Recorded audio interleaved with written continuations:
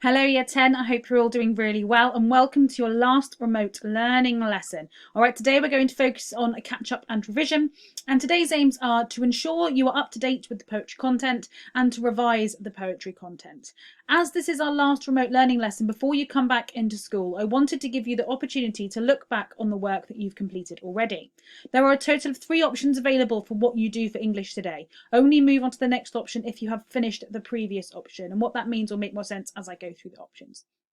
So option number 1, catch up on your notes. If there have been any poems that you missed the lessons for or you didn't quite finish annotating, you have the opportunity to do so now. Obviously, if you've missed quite a few lessons, I wouldn't expect you to squeeze all of them into an hour. But if, say, there are some poems that you've missed, you might want to go and pick one and complete the lessons on it to ensure that you have the same knowledge that you should have for that poem. Alternatively, if there were any poems that you didn't quite finish the annotations for, you have the opportunity to do so now. And to help you with that, I have created a document that looks like this. It's attached on Show My Homework that contains all of the links to the poetry lessons that both myself and Mrs. Riley have made over remote learning.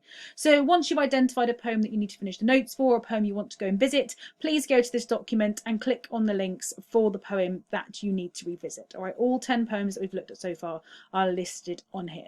Please note though, just some lessons have more than one video because of recording restrictions. You'll see on some, like the one here, Child of the Light Brigade, the first lesson has 2 links, the second lesson has 2 links. Every single poem had 2 lessons, okay? So again, this is just providing you with that opportunity to go back and fill in any gaps that you might have missed. Okay, please do take advantage of this if you are somebody who does have some gaps in their information. Okay, it's a really good opportunity to do so.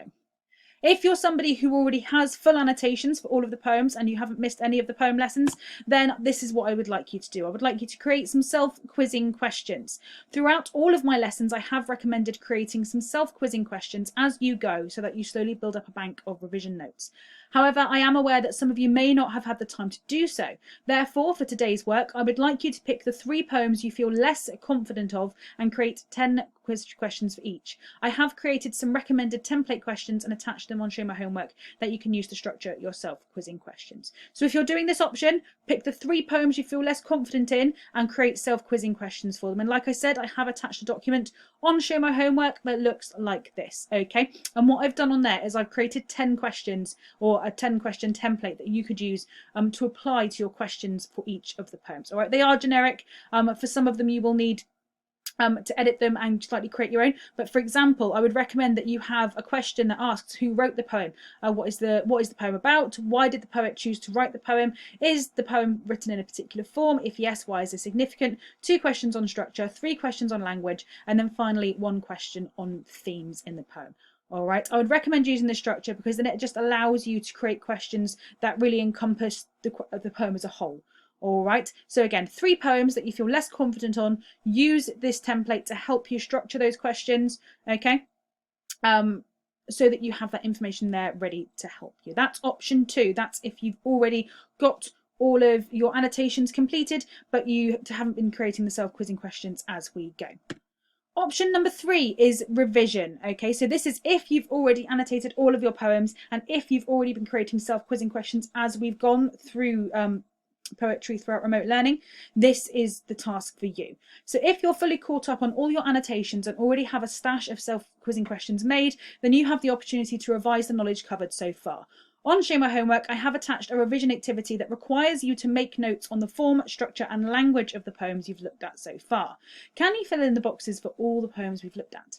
I would recommend beginning with the poems you feel less confident on and moving on to those you're more confident with. All right, we are only working for an hour for English, so get as far as you can in filling out the table, but again, start with the ones you're a bit less sure of. And just for reference, the document looks like this. Okay, so it's a table. You've got the list of poems down the left hand side, and what this is asking you to do is provide a comment on the language, form and structure of every single poem. Okay, I know that we've talked about form, language and structure being the things you'll be asked to talk about in an exam scenario, so those are the 3 areas we do need to focus on. Okay, As I said, all the poems are listed on there, but what I've also done is I've got some examples of what you might write in each of the boxes on here. All right, so I've got one example for structure for Ozymandias, a comment on form for My Last Duchess, and a comment on language for War Photographer, just to give you an idea of what sort of information you should be including in each of these boxes. Now, in each of the boxes, you should be including a comment on the thing it tells you to, but you also need to make a reference to the reader as well. What effect does this have on the reader?